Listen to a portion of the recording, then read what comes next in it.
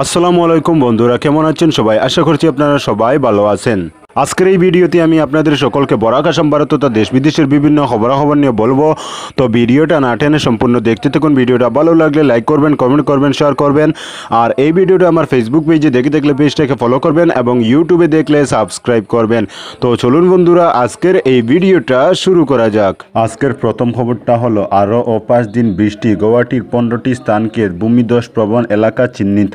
আবহাওয়া দফতরের তরফে জানানো হয়েছে এবছর উত্তর পূর্বে সময়ের আগেই ঢুকে পড়েছে মৌসুমি বায়ু। এর ফলে সব থেকে বেশি বৃষ্টিপাত হচ্ছে অসম এবং মেঘালয়ে। বুধবার সন্ধ্যায় জারি করা রিপোর্ট অনুযায়ী আগামী 5 দিন অসম এবং মেঘালয় সহ পার্শ্ববর্তী রাজ্যগুলোয় প্রবল বৃষ্টিপাতের সম্ভাবনা রয়েছে। প্রথম 3 দিন ভারী বৃষ্টিপাত হলেও পরের 2 দিন মাঝারি এবং হালকা বৃষ্টিপাত হবে বলে জানিয়েছে বিভাগ। এদিকে গুয়াহাটি মহানগরে ভূমিধস প্রবণ এলাকার বাসিন্দাদের জন্য সতর্কতা জারি করা হয়েছে। জনগণকে ভূমিধস প্রবণ এলাকা থেকে দূরে থাকার নির্দেশ দেওয়া কামরূপ দুর্যোগ প্রশমন বিভাগ নির্দেশ জারি করেছে। গুয়াহাটির 15টি স্থানকে ভূমিধস প্রবণ এলাকা হিসেবে চিহ্নিত করা হয়েছে। এই তালিকায় রয়েছে চানমারি, কাহিলিপাড়া, খানাপাড়া, বন্ডা ইত্যাদি। আজকের পরবর্তী খবরটি হলো রাজ্যের 979টি গ্রাম বন্যার কবলে, মৃত্যু বেড়ে 42। কেন্দ্রীয় আবহাওয়া দফতরের হিসেব অনুযায়ী জুন মাসের 1 তারিখ থেকে 18 তারিখ পর্যন্ত অসমের স্বাভাবিক থেকে 28% বেশি বৃষ্টিপাত হয়েছে। এর ফলে রাজ্যের 19 জেলায় প্রায় 3 লক্ষের কাছাকাছি লোক বন্যায় আক্রান্ত। এর মধ্যে সবথেকে খারাপ অবস্থা করিমগঞ্জ জেলার, সেখানে 2,40,000-এর বেশি লোক বন্যায় আক্রান্ত। বুধবার সকালে করিমগঞ্জে ভূমিধসে 5 ব্যক্তির মৃত্যু হয়েছে। এ নিয়ে এবছর বন্যা, ভূমিধস এবং জ্বরে মৃত্যুর সংখ্যা বেড়ে দাঁড়িয়েছে 42-এ। এদিকে বরাক উপত্যকার 3 জেলা শহর রাজ্যের কামরূপ, দক্ষিণ সালমারা, গোয়ালপাড়া, নোয়াগাঁও, বঙ্গাইগাঁও, লক্ষ্মীমপুর, হুজাই, দরং, নলবাড়ী, উদালগুড়ি, তামুলপুর, বরপেটা, বাক্সা, বজালি এবং শোনিতপুরের বিভিন্ন এলাকা বন্যায় আক্রান্ত।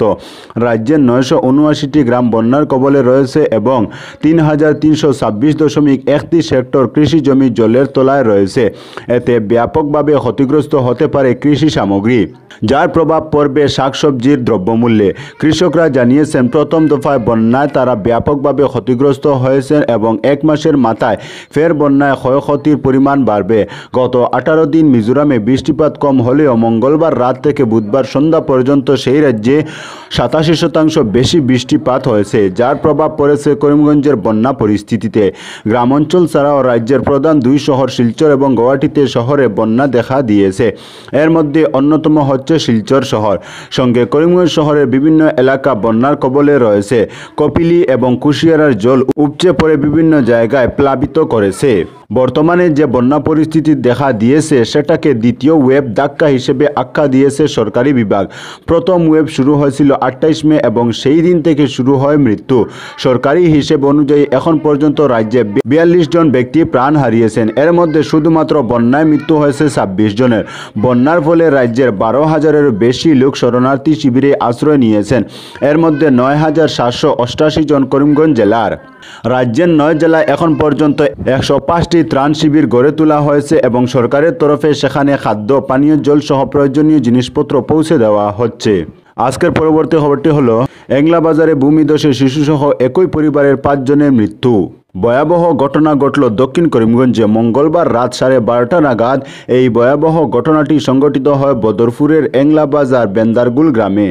ভূমিধসে শিশুসহ একই পরিবারের 5 জনের মর্মান্তিক মৃত্যু হয়েছে। জানা যায় রাত 12:30 নাগাদ বাড়ির পাশে থাকা টিলা হঠাৎ ধসে ঘরের উপর পড়লে মাটি চাপায় 5 জনের প্রাণহানি ঘটেছে। ধসে পুরো ঘরটি ভেঙে তছনছ করে ফেলেছে। এ খবর পেয়ে প্রতিবেশীরা সঙ্গে সঙ্গে এসে মাটির নিচে থেকে তাদের উদ্ধার করেন। ভূমিধসে প্রাণ হারিয়েছেন রহিমুন্নেসা 55 বছর বয়স, শাহিদা খানম 18 বছর বয়স, জাহিদা খানম 16 বছর বয়স, হামিদা খানম 11 বছর বয়স ও মেহেদি হাসান 3 বছর বয়স। মৃত মহিলা রহিমুন্নেসার মেয়ে শাহিদা, জাহিদা ও হামিদা। মেহেদি হলো মহিলার একমাত্র নাতি। রাতে অন্য একটি ঘরে তাদের বাবা ও আরেক মেয়ে হঠাৎ একটি শব্দ শুনতে পান। এরপর বাবা দেখেন যে সবাই মাটির নিচে চাপা পড়েছে। তিনি সঙ্গে সঙ্গে অন্যদের খবর দেন। মসজিদের ইমাম মাইকে ঘোষণা করেন। লোকজন জড়ো হয়। পৌঁছে পুলিশ প্রশাসন।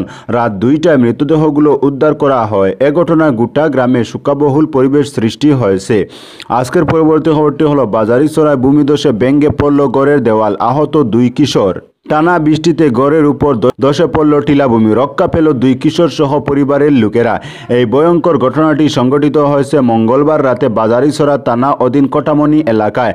জানা যায়, কটনপুর গ্রামে টিলা লাইনের নজরুল ইসলামের গড়ে রাতে হঠাৎ করে পেছন দিকে থাকা টিলাভূমি ধসে পড়ে। এতে আহত হয়েছেন তার 2 সন্তান। নজরুল ইসলাম জানান, গড়ের পেছনে থাকা টিলা থেকে মাটি ধসে তার গড়ের পাকা দেওয়াল ভেঙে বিছানার উপর পড়ে। তার এক ছেলের শরীরের অর্ধেক অংশ মাটির নিচে চাপা পড়ে যায়। আরেক ছেলে মাটির টেলায় ঘরের এক কোণায় থাকা একটি টেবিলের উপর উড়ে পড়ে। এ অবস্থা দেখে ঘরের লোকেরা হাল্লা চিৎকার শুরু করলে পাশের বাড়ির লোকজন দৌড়ে এসে তাদের উদ্ধার করে আহত অবস্থায় তড়িঘড়ি গাড়ি করে চিকিৎসার জন্য বাজারিছড়া হাসপাতালে নিয়ে যান। প্রাথমিক চিকিৎসা করিয়ে আহতদের রাতে বাড়ি পাঠিয়ে দেওয়া হয়। আহতরা হলেন আসরুল হোসেন, বয়স 12 বছর, ও দিলওয়ার হোসেন, 17 বছর বয়স। তাদের মা পায়ে, হাত সহ শরীরের অন্যান্য স্থানে আঘাত পেয়েছেন বলে জানিয়েছেন স্বামী নজরুল ইসলাম। আজকের পরবর্তী খবরটি হলো বেরেঙ্গা নাথপাড়ায় নরবরে বাদ, আতঙ্কিত জনগণ। শিলচর শহরতলি বেরেঙ্গা এলাকার নাথপাড়ায় বাদ নরবরে যে কোনো মুহূর্তে যে কোনো ঘটনা ঘটতে পারে এমন আতঙ্কের দিন কাটাচ্ছেন বাসিন্দারা। এর মধ্যে বরাক নদীর জল ক্রমশ বাড়ছে, এতে আতঙ্ক সর্বত্র ছড়িয়ে পড়েছে। এছাড়া বেতুহান্দি বাঁধ ও রাস্তার অবস্থা বেহাল। বুধবার এলাকার জনগণ জেলাশাসকের উদ্দেশ্যে বেতুহান্দি বাঁধ নির্মাণ সহ সঙ্গে থাকা রাস্তা সংস্কারের দাবি জানিয়ে এক স্মারকপত্র প্রদান করেন। যুদ্ধকালীন তৎপরতায় বেতুহান্দি বাঁধের মেরামত সহ রাস্তাটি নির্মাণ কাজ সম্পন্ন করতে জোরালো দাবি জানান। এদিকে বেরেঙ্গা নাথপাড়ার রাস্তা তথা নদী বাঁধ বিপজ্জনক হয়ে উঠেছে। মঙ্গলবার বেরেঙ্গা জিপির প্রাক্তন সভাপতি আবুল কালাম আজাদ মজুমদার ও স্থানীয়রা জানান, কয়েক বছর থেকে তাদের নাথপাড়ার রাস্তাটি বিপজ্জনক হয়ে আছে। প্রাণের ঝুঁকি নিয়ে চলাফেরা করতে হয় স্থানীয়দের এবং বরাক নদীর বাঁধ ফাটল ধরার কারণে বাঁধের আশেপাশে থাকা বসবাসকারী জনগণ আতঙ্কে দিন কাটাচ্ছেন। এলাকার অসিতনাথের গড় যে কোনো সময় বরাক নদীতে তলিয়ে যেতে পারে আশঙ্কা রয়েছে। নাথপাড়া বাঁধের কাজ অতি নিম্নমানের হয়েছে বলে অভিযোগ তোলেন স্থানীয় জনগণ। তারা এও বলেন, বেরেঙ্গার বাঁধটি যদি কোনো ধরনের ভাঙন দেখা দেয় বা কোনো ধরনের দুর্ঘটনার শিকার হতে হয় তাহলে বন্যা নিয়ন্ত্রিত বিভাগীয় কর্তৃপক্ষই দায়ী থাকবে। আজকের পরবর্তী খবরটি হলো তারাপুরের সুকান্ত লেনের 59টি পরিবারের মিটার বিনামূল্যে পরিবর্তনের দাবি। অল আসাম ইলেকট্রিসিটি কনজিউমার্স অ্যাসোসিয়েশনের কাছাড় জেলা কোঅর্ডিনেশনের কমিটির এক প্রতিনিধি দল এপিডিসিএল শিলচর ডিভিশন 2 এর এজিএম এর অনুপস্থিতিতে এসডিই এর সঙ্গে সাক্ষাৎ করে তারাপুরের সুকান্ত লেনের 59টি পরিবারের বৈদ্যুতিক মিটার বিনামূল্যে পরিবর্তনের দাবি জানায়। মঙ্গলবার প্রতিনিধি দলের সঙ্গে উপস্থিত সুকান্ত লেনের রিন্টু কুমার নাথ, আশিস দে, শঙ্কর নাথ, কমল বর্মন ও রাহুল নাথ বলেন, গত 20 মে তাদের এলাকায় একটি বৈদ্যুতিক তার ছিঁড়ে মাটিতে পড়ে যায়। স্থানীয় জনগণের পক্ষ থেকে তখন এপিডিসিএল কর্তৃপক্ষকে বিষয়টি জানালে লাইন মেরামতের জন্য বিভাগ থেকে লোক পাঠানো হয়। তারা বৈদ্যুতিক তার মেরামতির পর বিদ্যুৎ সংযোগ স্থাপন করতেই সে এলাকার 59টি ঘরে স্মার্ট মিটার নষ্ট হয়ে যায়। এছাড়াও অনেকের অন্যান্য বৈদ্যুতিক সরঞ্জাম নষ্ট হয়। মিটার নষ্ট হওয়া বৈদ্যুতিক গ্রাহকদের ঘরে বিদ্যুৎ সরবরাহ বন্ধ না হলেও তারা রিচার্জ করতে পারছেন না এবং তাদের কী পরিমাণ বিদ্যুৎ খরচ হচ্ছে বা বিল কত হচ্ছে তাও মোবাইল ফোনের নির্দিষ্ট অ্যাপ্লিকেশন থেকে দেখা যাচ্ছে না। তারা তৎক্ষণাৎ বিষয়টি এপিডিসিএল কর্তৃপক্ষকে লিখিতভাবে অভিহিত করালে কর্তৃপক্ষের পক্ষ থেকে প্রত্যেককে নতুন করে স্মার্ট মিটার কিনতে বলা হয়, যেগুলোর এক একটির দাম 8,500 টাকা। বিদ্যুৎ বিভাগের পক্ষ থেকে বৈদ্যুতিক তার মেরামতের জন্য পাঠানো অদক্ষ কর্মীদের ত্রুটির ফলে যেহেতু এই ঘটনা ঘটেছে, তাই গ্রাহকরা কেন এর বোঝা বহন করবেন? তারা এই প্রশ্ন করলে বিভাগীয় কর্মকর্তারা জানান যে স্মার্ট মিটার তাদের কাছে নেই। সরকার বেসরকারি কোম্পানিকে স্মার্ট মিটারের দায়িত্ব দিয়েছে। স্মার্ট মিটার এপিডিসিএল বা গ্রাহকদের ত্রুটির কারণে নষ্ট হলে কোম্পানি দায়িত্ব নেবে না, ফলে গ্রাহকদের তা কিনতে হবে। আজকের পরবর্তী খবরটি হলো মক্কায় গুসাইপুরের হাজী জালালউদ্দিন লস্করের মৃত্যু। মক্কায় কাছাড় জেলার আরও এক হাজির মৃত্যু ঘটল। জেলার গুসাইপুর এলাকার হাজী জালালউদ্দিন লস্কর মক্কার আরাফাত ময়দানে হৃদরোগে আক্রান্ত হয়ে শেষ নিঃশ্বাস ত্যাগ করেন। উল্লেখ্য, গত রবিবার মক্কায় পদপিষ্ট হয়ে বরাক উপত্যকার আরও 2 হাজির মৃত্যু ঘটে। মিনার সফার ময়দানে বীরের মধ্যে পদপিষ্ট হয়ে বরখলার মৌলানা সৈফুদ্দিন বরবুইয়া, হাইলাকান্দির চাঁদপুরের সালেহা বেগম বরবুইয়া প্রাণ হারান। একইভাবে পদপিষ্ট হয়ে মারা গিয়েছেন বরপেটা জেলার জরিনা বেগম নামে আরও এক মহিলা হাজি।